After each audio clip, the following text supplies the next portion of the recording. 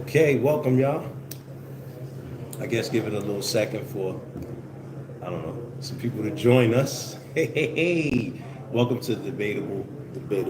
This is I consider it the third season, right? From when we launched this thing. Happy New Year. Happy New Year, y'all. So this is the second episode of the third season. 2023. 2023, man. We appreciate y'all for tapping in.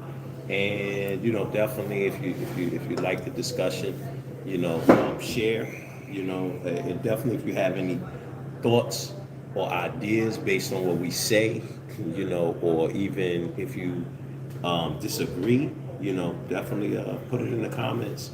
And I guess we could start off with the rest in peace. I hate that we have to do that with hip hop. It's like what is it, a obituary? Yeah. Like, you know what I mean? But it is what it is. People die every day in any walk of life, so it is what it is. It is what it is. But rest in peace to Gangsta Boo. She passed away at the age of 43. Wanted to send a shout out there to her and her family. We send our condolences out to you and your family. Rest in peace. Yeah, and I don't know exactly the details. Did you ever find out the details? I did. I didn't find out the details. It just came through. But I just know that she was for the South. She was a force to be reckoned with. Like just like how you have Roxanne Shante, right? Queen Latifah, Salt and Pepper. Gangsta Boo was one of them females that really put it in. She was definitely gangster because I don't know much, but I know that verses. In that verses, she was definitely going in. Yeah, she let them know. Definitely, I'm definitely familiar with that type of energy, man. Yeah, rest in peace. I was looking at Boosie look a bit torn up from me. I could probably people in the South, knew her personally too. Gonna burn it down with her a few times. Definitely. Did some projects together, Shouts out to Boosie. You know what I mean? I feel like he's a real one. And when I moved into Atlanta, that I think her run was slowing down. I don't know. Because that's 02, right? Yeah. That's who are the brothers that she was with? What's the name of that group? That's it was not Crime Mob, but that's out of 3-6 Mafia. Yeah. I never forget when I came into the club fresh from New Jersey. I was in New York all the time from Jersey City, and so my brother, he leaves me in the dance area. Right. He's like, he's watching me from upstairs. I was enjoying myself. They might have played a little Biggie or something like that. So then all of a sudden, came on. The crowd started. I'm like, I'm trying to find a way out. It was almost like a little mosh pit going on. It's not debatable. The South took over for a long time. Mm-hmm. Now, it might be debatable whether or not the South don't got it right now, but I think they still got it, right? I think they still got it based on the fact that. What y'all think, man? Leave a comment. Definitely. Let us know what's good. Yeah, I think the South still has it because I the don't sound. know. But look, all of the hot artists are using the South sound. The South sound. Yeah, I mean, so look at that's like when Roddy Ricch. That's like when everybody's using Jadakiss style or exactly or Jay-Z style. Exactly. Yeah, So I get it. Roddy Ricch, one of the biggest artists from the West Coast, from LA. Right. He sound, he got that Rich Homie Quan influence in there that I hear in the hooks and stuff like that. I know people have been singing in the hooks before, but the cadence, the way they sing in the hooks now is a lot more closer to how it's being done in the South. Ace Boogie with the hoodie, shouts out to him, and because I love the fact he signed that the battle rapper Q, what's his name? Don Q. Shouts out Don Q. Okay. That's his spitter. Okay, so Ace Boogie with the hoodie signed Don Q. Yes, yeah, I think That's so. I think he interesting. signed to his label or something like that. Yeah. That's dope. And I seen, of course, I seen Don Q his battles before. So when he got signed, it's not like he was. I don't think he ever hit one of the bigger platforms. Right. But he was out there doing it. So to me, that's I love to see artists like that and then transcending, and he's been doing decent music. And that's the South sound again. Like that goes back to that sound. Yeah, Ace Boogie, not Ace Boogie with the hoodie, but not Don Q. Don Q. But he's like what? He's from up north. Yeah, he's from up north. Yeah, but they still up north cats still use yeah, that. but down he's south the rapper of like how designer. Like how I'm talking about. That was like the whole Don Future Q thing. is a rapper. Like Right. he not making like you know what I mean. You hear some singing. I'm sure you'll hear some records that are because right now to make something like familiar with what that sounds like something from the South. I think is a part of your resume of your album. Like you Right. want to have something that sound like that. But Ace Boogie's whole style Right. sound like that swag and surf era. Swag and surf. That was coming out of I Atlanta. remember the swag and surf. With all those boys or whatever. With Roscoe Dash. Roscoe Dash. And then Wow. wound up coming to Rich Homie Quan, who actually Right. topped it off, and then Travis Porter. Yeah, all, say Roscoe Dash, all of Travis those guys. Porter. Shouts out to them guys. His whole style sound like that. Whereas Don Q might have a song like that, Right. but for the most part he raps. He and that his whole thing is and it to me it's like now I think all certified labels by hip hop artists to a degree still sign a spitter. Right. Like how Lil Wayne had Corey Guns, Right. Jay-Z had Beanie Siegel, T.I. had Young Dro, and he had 5 mics. Even though shouts out to 5 mics. 5 mics that he fucks with us, man. That's yeah, our guy. definitely. He actually battled With us, yes, I already kid. We gotta dig up that footage. I promised him we dig would up never that fit footage. dig that footage up. 5 mics did his thing that night, but so did Sorry the Kid. Yeah. Shouts out to him. Sorry the Kid is definitely hot. And then so 5 mics, Young Joe would be like that for him. OJ the Juice Man even had to do, believe it or not. Were you in the club that time? OJ the Juice Man was at it was at one of those you remember Clay? That from Clay, yeah. From T.I. That's Grand T.I.'s Hustle. camp. Yeah. Shouts out to Clay, man. He sat down with us a couple of times and have a lot of wisdom. OG in the game for the South, man. Clay, man. Shouts out to that guy. Right, exactly. So Clay, it was one of the open mics, one of the Wednesdays. I forgot. Was it? You remember they were doing that, and it was backed by Grand Hustle Okay. at some point. Okay. You don't remember every week and the girl Tracy. What was the name of that club? It was done in a few different National, clubs. Not on National. Yeah, but definitely Bankhead. Libra. They did it one time at Libra. Okay. I remember they did it at Libra. Either way, OJ the Juice Man one time had an artist. Went up there and he was from Atlanta too, and he was spitting. I remember when I first got to Atlanta, there was a lot of artists that really, really could spit. That was during the time of Jay Young, even though I don't think Jay Young is from Atlanta. Is Jay Young really from Atlanta? Jay Young? Yeah. And shouts out to Jay Young, man. I'm not sure. But a Jay lot of Young cats is have doing come a lot from of this. music with. A lot of cats have come through like Waka Flocka, Right. And you think he's like bred from they bred from the South, but they're not born from the South. You know what I mean? So there's a lot of Waka Flockas that you just don't know. But Waka Flocka is an Atlanta cat, South Side Atlanta, born and raised and bred that way. But he wasn't born in the South. No, not born, but raised that way. Yeah, so he was bred in the South, just like wasn't somebody, born in the South. Yeah, just like somebody, anybody to me raised. If you raised in your environment, your 6th grade to me, 6th grade and up. Yeah. Because I think that's when you start really getting into stuff. 6th grade. I remember that's when that's interesting. I was cutting school. Catching charges. Cats was smoking weed. Unfortunately, because to me, even though weed is legal, and I don't think it's a bad thing, but I don't think that a child at in 6th grade, I don't think anybody under 15. Around 12 years old smoking, 10, 11 smoking, to me that's doing damage to me. Yeah, but I don't know. I don't know what the scientific discoveries are, but if it's burning brain cells. Oh man, right. 6th grade, we cutting school, going to the house, man. IS 246 Wall Whitman. I mean, we leaving there and we're going to my man's house over there by Church Avenue. And we smoking and I was watching pornography and that's what we was doing. 6th grade, like wow. Like that's interesting. That's an interesting day and time because a lot of the young guys, like how you were saying it, these guys had guns. They had crack. Baby UHM. These guys was had crack, selling crack and stuff like that. Like really crazy. But now as an adult, I'm like 6th grade. You think that's 6th grade, man? You was getting caught up at the age of that age right there. That's interesting. No, that's a fact. Interesting. So I'm thinking that if you raised in the area from 6th grade up, then that's you know That's your product. You're a product of that pretty environment. much. Yeah, So I get it. I think Waka Flocka was raised. Jay Young, I'm not 100% sure, but either way, the point was that there used to be a lot of people.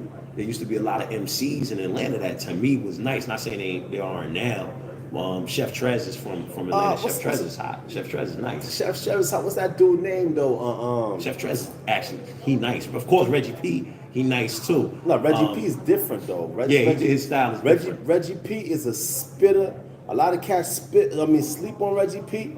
But listen, Reggie P, man, he will go, man, head to head with any one of these guys. Right. I'm talking about top tier. Reggie P, I mean, he's bred by MC War, so you know what I mean. I'm not biased. Well, even before MC War. I'm just saying. I don't want to say that he was. I don't want to say he was bred by MC War. Okay. Because of the fact that he was doing Hot 1079 did that for a year straight. No, 2 years straight. Every day. And never every lost. Friday. So that's matter of fact, the game signed Reggie P. I take all that back. Right. Right. And I ain't trying to make this a Reggie P episode. Nah, but yo, you know what I'm saying? But I just want to say that I don't feel like he was bred by us because I ain't smoking Reggie, man. I don't feel like he was bred by us because he won 100 weeks in a row on the Freestyle Fridays in Atlanta back in like 04 when we had a lot of dope rappers coming from up north into Atlanta at that time. That's when a lot of the first immigration or migration was happening because that's Jay Young, right before that's right before what's that guy Block Entertainment and Jeezy and all of them started dropping and that's like right during that time, and you got a lot of the people behind the labels was from up north. That's a fact. You know, I don't know. I think even Block might be from up north. Yeah, I think he was. That was Diddy's guy. Sure. I'm not sure either. I never met him. But there was met him one time at 103. There was a lot of people that was from up north that was behind the business. You know, like Coach K. I mean, he wasn't necessarily from New York, New Jersey, but he's from Indiana. Shouts out Coach K because I used to rock with his cousin Graf. Graf was a roommate with Reed Richards. Right. Reed or whatever. Right. So my point is that Jay Young battle Cassidy? To go. He did. Remember, they did a thing where Cassidy called in. Right. Cassidy called in. So Jay Young also won they used to do Freestyle Fridays on Hot 1079 FM in Atlanta, and Jay Young went on. And Jay Young now is with like Jamie Foxx. Yeah, he's doing his thing. Big. I think he's doing a lot more acting. He's still doing music, definitely, right? But yeah, what they did, remember, they kind of set Cassidy up though. They did. They kind of set Cassidy. They had Cassidy on the line. And then he went, and then they had Jay Young go right after him. Well, it was dope, though. It was still dope. But the point is, you know, there was a lot of competition in Atlanta. And, you know, so before even Reggie P came over to our platform, which the first time he battled with us was at a mixtape shop that we owned on 82 Peachtree Street. And he was hot. He was already hot. He was already nice. You know what I'm talking about? He was already nice, you know. So yeah. So what was we doing? Okay, we was talking about what? Spitters of Atlanta. Atlanta spitters. Oh, just because a lot of implants are in Atlanta that's born from other places, but they, you know, raised in Atlanta. You was making the point that if you're in the 6th grade, if you by the time you're in the 6th grade, if you're there, you know what I mean, you're pretty much a product of your environment. And by being a spitter, if I'm quoting you correct, by being a rapper, if you rapping like that and you're around that surrounding, you pretty much that type of person. That's what's cultivated you. Yeah, most definitely. And also wanted to talk, you know, just period, like your style, the way you talk, the way you dress. Right. You know what I'm saying? And that's why Waka Flocka. Right. He was there. I didn't know he was from Queens or. Yeah, I know. I thought. But now you see a lot more. He sound like a lot more. But you know, he's doing a whole lot of other stuff now too. He's like a farmer right there. Yeah, I didn't know that. I didn't know that. Crazy. That's crazy. Dope. I mean, the fact that what? I mean, I don't know exactly what's the vegetable, but the fact that you in that space of farming in this day and time, where a lot of GMO, a lot of artificial everything, and you're a rapper, you're able to bring that to your community. I mean, a pound is a pound, whatever it is. Right. A key is a key, whatever it is. And so if you're bringing it, if you're coming through with that mindset of healthy living, when you have Omicron, which they got a variant of COVID of 19, which is Omicron. Am I saying that? Yeah, that's it. Omicron is like they got a new variant right now. And this whole new variant is even deadlier than the last one. So by that being a fact, it's about being health conscious. So That's a Waka fact. Flocka going into that That's a space fact. of health conscious and even farming is letting other rappers know or other fans of his fan base know that okay, it's cool to get in the dirt and grow your food and be healthy about it. That's like ingenious to me. Right, no, that's a fact. And then he's also into the what's that music with the DJ and it's just I mean, forgot what it's called. EMA or not EMA, not techno, but You close with EDM? it. EDM, yeah, he's doing his thing. But he's a lot more well-rounded, I think, from because I remember that one time he was on 106 in Park, Right. And they try to play him about voting and stuff like that. Right. You know what I'm talking about? They try to make him look stupid. Ever since then, that dude- Waka said he would battle. Yeah, he definitely said, yo, listen, To our face. go watch that. If you haven't seen the Gucci Man interview, when we interviewed Gucci Man before he, what I'm saying, blew Before he up. was slim. Yeah, before he was slim. Like people, how they be saying that Gucci Man Was was cloned. We interviewed, if he was cloned, we interviewed the original Gucci. Now, shouts out to Gucci Man because he was always cool Nah, as he hell. rock with us heavy. And at that interview, Waka, what I'm saying, so then say he'll battle. He's like, I'll battle. But he wasn't. He didn't even have the what was the first song? That first hit he had. Yeah. He didn't even have that hit yet. It was he was just Aunt Deb's son that was up in the studio, and Aunt Deb's the one that set up the interview for us to actually interview Gucci or whatever. But and if y'all ain't seen that interview, my man, y'all got to see it because he really started. He's like, yo, if I was an MC, started really trying to dissect his bars and all that. It was crazy. But yeah, ever since that 106 in Park episode, I think they try to play him or whatever. You know what I mean? He's a whole nother person right now, and that shows you growth, and that's the sad part of the media and typecasting. You know what I'm saying? They hate to see you grow. Like, you know what I'm talking about? Like, It's like you said, typecasting is a narrative that is there. And what stayed on Waka Flocka, what he did at the Breakfast Club to me was also ingenious when he talked about that he's not black, he's Native American. And for him to even go down that space of being Native American is like to say, okay, I'm not in the box that you put me in. I'm not black. Right. And it should make everybody think like how come and why, but I'm not saying that he should have said anything, but the fact that opened it up, though. yeah, but the fact that he said Yeah. that I'm not black, I'm Native American, it goes to show you and tell you that there are Native Americans, black Native Americans that's been in the United States before there was a slave trade, before there was an America. We were there. Right. Manhattan is the word Manhattan is a Native American title. Right. Yo, I was looking up Old Dirty Bastard because remember he's the one that said Manhattan, he sold Manhattan to the white man. Yeah. My grandfather, something like that. I forgot the lyrics or whatever. But he's straight Native American. Yeah, like if you yeah, look up, yeah, he was straight. I think Shoshone or something like And we'll continue. Sorry. Yeah, but that thought process, that dialogue, it begins because I know I always say battle rap.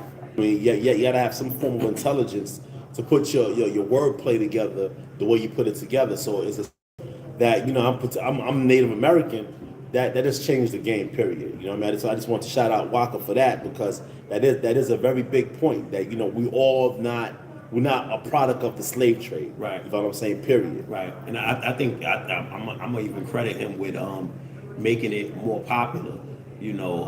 Because at that time that was not a conversation amongst like the majority. Right now, of course on Clubhouse, you go on the Clubhouse app or whatever, you see a lot of people talking about, they got the whole ADOS and stuff like that, ADOS, I forgot what it stands for.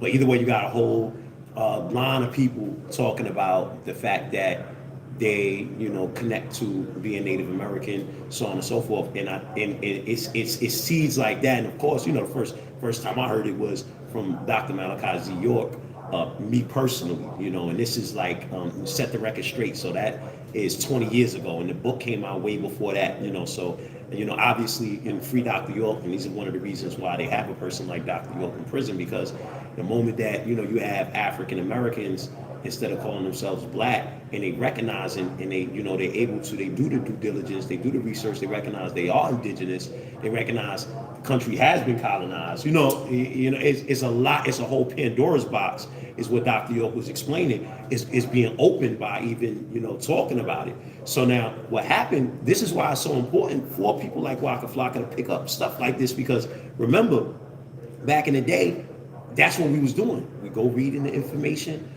Whether at that time it was mostly Dr. York, or you was affiliated with the 5% Nation, right? And you was getting jewels from there, or somewhere you was coming in and you was trickling that information into your rhymes, right? And that's how at that time that we were a lot more. I think we were a lot more in tune with just like just much more about who we were, like that whole knowledge of self and con, right? You know what I'm saying? Knowledge of self, because I remember, when you was coming into the hip hop, it was like, yo, you telling me like at that time, like, yo, you need knowledge of self. Cause at the time I didn't know nothing, and I was running around, doing different things that was detrimental and destructive to myself. And one person put me on, but they're not necessarily doing that now. So shouts out to Waka, because for him to actually say that, we know that he done put that in front of millions of people. That joint went viral, yeah. And then you got people that follow him, right? You know what I'm saying? And then the type of individual, the type of energy he puts out, it's like he's somebody like solid that people won't be like, oh, what he said? He went vegan. I'm checking for that. He farming, went vegan. Wow, you know what I mean? I didn't know he was vegan. From vegan to talking about he's Native American, it's like a total 360 from putting out music that's a detriment to putting out information and content that's uplifting. Right. You know what I mean? Going back to what to Dr. Malachi York, what he did or what he's doing is major. Why? Because by having a box to get into and removing yourself from a box that's been situated for you for failure or detriment is very important. Why do I say that? It's because identifying that there are the Shoshone, the Cherokee, which is the Yamasee, the Blackfoot, the Washita. These indigenous Native Americans were the ones that was a part of Black Wall Street, right. Rosewood, right? You know what I mean? These were the indigenous Native Americans that was here, that was putting out these incredible blues music, incredible, you know what I'm saying? Like, you look at James Brown, you go into his background, you're going to find indigenous Native Americans. You know what I'm saying? So, and these things are very important for us to hold on to as a people, because they got us out here like we ain't got nothing and we ain't got nowhere to go. Right. Although, our origin is Africa, because we are Africans in America, but, we were there before any of that stuff was established. So we become the indigenous that was there. We mixed with the Asians that created your Geronimo, your Tonto, through mixing. You know what I'm saying? So it's like, so we have to really know that. So by Waka saying I'm Native American, and he looks how he looks, and his mom's is light skinned, and she look how she look, and it just kind of make you, okay, stop and think, because everybody in the hood, like, y'all got some Indian in my family, and they'll just leave it like that. Definitely. I don't know about nowadays, but that back in the day, that was, everybody was talking I got some Indian in my family, but they just leave it just like that. Right. So by having that thought process, it immediately allows you to get yourself out that box of I'm just black, because black has no standing in nothing. Exactly. It has no standing. And when y'all get a chance, check this out. I was Googling the name Keisha, because there's a lot of sisters named Keisha, from where I'm from, probably from where y'all from too, right? If y'all from anywhere in the States, up north or whatever.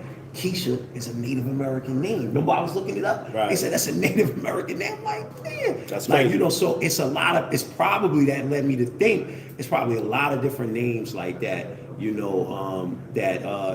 So many different connections. But again, the information, because they went in and obviously whitewashed, and they try to say that we blackwashing Egypt. I saw somebody that was coming up on Kevin Hart. They was trying to come at Kevin Hart.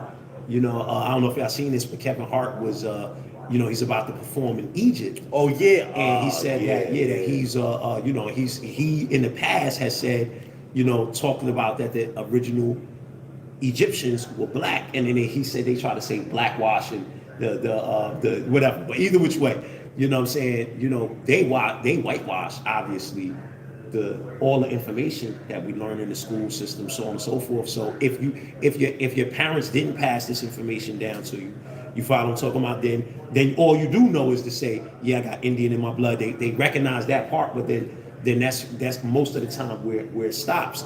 And then going into, you know, connecting what he was saying about the Asians and the Africans mixing, that's another jewel. And it was funny because I was just telling Dentuck, we was watching Joe Rogan. They were talking about the Olmecs, right, which is the African, what basically is these huge heads. It's ancient Native American civilization that birthed the Mayans and the Aztecs. South America, they got these huge heads that weigh like 16 tons, something crazy, right? Chiseled with nothing but faces of mostly black faces, and then you got some that have a little Asian look to it. And I remember they were on the show, I was telling him, and they were saying African and Polynesian. And see, that's where Dr. York came in and was explaining, you know, and of course, you know, there were other authors. I forgot the author he referenced from the 30s. He had a book called Sex and Race or something like that. I forgot his name. But he also was going into the information on the Olmecs back then as well. But Dr. York was explaining how they mixed, how those Asians and those, you know, what's it called, Africans mixed, and then was showing, like, because there's like a bunch of little sculptures where, you know, they was coming together, you know what I'm saying, where they actually showed the African and the Asian coming together and having children together. I mean, look at the pyramid over there. Like the pyramid that's over there, that pyramid that's over there by the Aztecs. Exactly. Is a direct, admittance of their forefathers that came from Egypt. You follow what I'm saying? So it's like, and then it's a lot, you know what I mean? And that's why, you know, debatable, we bring up these topics, because if y'all want to debate on any of these topics, feel welcome, whether we go from battle rap, right, all the way to, you know, Africans was responsible for the pyramids that was built. I mean, right, we could dance. But the point of the matter is, this day and time is very important that you have yourself an identity. You know what I mean? You have to have an identity to identify who you are, where you came from, right, and where you're going. That's just what it is. And that's why I love battle rap, because battle rap is an intellectual sport. If you're not a person of intellect, you just can't come up there and mumble rap through battle rap. It just can't happen. You follow what I'm saying? So, you know, going back to Reggie P, he's one of those, you know, he's one of those spitters. That's my man, you know, bro. You know that. I just don't want nobody thinking like, oh, we just. But we was talking about Hollow Don, right? Yeah, we talking about Hollow Don. Hollow Don, guy right there. Oh, shouts out to RBE that's about to have the Hollow the Don verse. It will. And we was talking about Hollow the Don before I even saw the joint on the phone. That's a fact. I mean, I was just telling him because Sue Surf was on Joe Button. You know, and Free Sue Surf, you know, I definitely, man, free that guy, man. He's a real one, man. Because I know whatever he's man, I know they got that. I mean, it's a product. I know they got that misconstrued. Man, it's a product. Period. They got that misconstrued, bro. That's how they able to misconstrue it. That's how they able to, you know, because of the that's how guilty by association. Exactly. Because obviously there's probably some people around that may have done something, right? But then I don't even know that. But either which way, free that guy, right?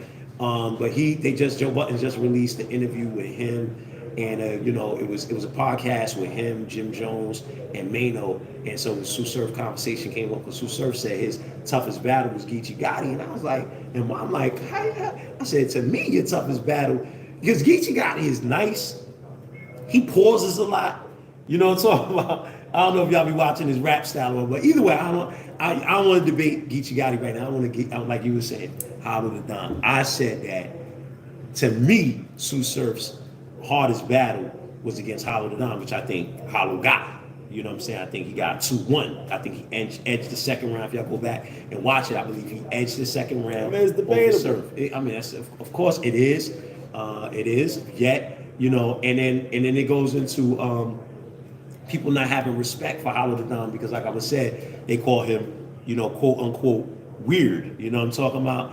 And then to me that's whack. Like, you know, because if he can outspit you, you know, whether you want to consider him weird or not, he can outspit you, because I would even. He's witty as hell. I mean, he's very creative, man. Like, he's coming out the box, like, right, you know what I mean, with various angles of how he's spitting. So Hollow the Don